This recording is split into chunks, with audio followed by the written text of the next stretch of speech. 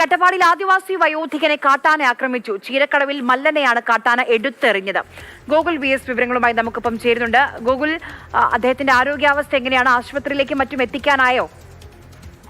മല്ലനെ ഗുരുതരമായ പരിക്കുകൾ ഉണ്ട് എന്നുള്ളതാണ് അറിയാൻ കഴിയുന്നത്. കുറച്ചു സമയം മുൻപാണ് ചീരക്കടവിൽ സ്വദേശിയായ മല്ലനെ കാട്ടാന എടുത്തെറിഞ്ഞത്. വനം വകുപ്പ് ഇയാളെ ആശുപത്രിയിൽ എത്തിച്ചു. വനാതിർത്തിയോട് ചേർന്നാണ് ഈ മല്ലന്റെ കുടുംബം താമസിക്കുന്നത്. ഇതിനിടെ കാടിറങ്ങി വന്ന ആനക്കൂട്ടത്തിന് മുന്നിൽ ഇയാൾ പെടുകയായിരുന്നു. ആന ഇയാളെ തുമ്പിക്കൈ കൊണ്ട് തട്ടി എന്നുള്ളതാണ് നമുക്ക് മനസ്സിലാക്കാൻ കഴിയുന്നത്. വാരിയലിനൊക്കെ ശക്തമായ മുറിവുകൾ ഏറ്റിട്ടുണ്ട്. കോട്ടത്തറ ട്രൈബൽ സ്പെഷ്യാലിറ്റി ആശുപത്രിയിലേക്കാണ് ഇയാളെ കൊണ്ടുപോയത്. അവിടെ വെച്ച് പ്രാഥമിക ചികിത്സ നൽകി വരികയാണ്. അതിനിടയിൽ തൃശൂർ മെഡിക്കൽ കോളേജിലേക്ക് ഇയാളെ മാറ്റണം എന്നുള്ളതാണ് നമുക്ക് മനസ്സിലാക്കാൻ കഴിയുന്നത്. അതുകൊണ്ട് തന്നെ ഇയാളെ അധികം വൈകാതെ തൃശൂർ മെഡിക്കൽ കോളേജിലേക്ക് മാറ്റും.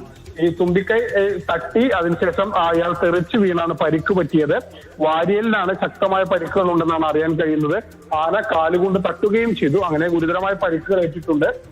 തൃശൂർ മെഡിക്കൽ കോളേജിലേക്ക് മാറ്റി വിദഗ്ധ ചികിത്സ ആവശ്യമാണെന്നുള്ളതാണ് നമുക്ക് ലഭ്യമാകുന്ന വിവരം. അതിനുവേണ്ടിയുള്ള തയ്യാറെടുപ്പുകൾ ഇപ്പോൾ കോട്ടത്തറ ട്രൈബൽ സ്പെഷ്യാലിറ്റി ആശുപത്രിയിൽ നടന്നുകൊണ്ടിരിക്കുകയാണ്. ശരി, ഗോകുൽ VS ആണ് വിവരങ്ങൾ നൽകിയത്.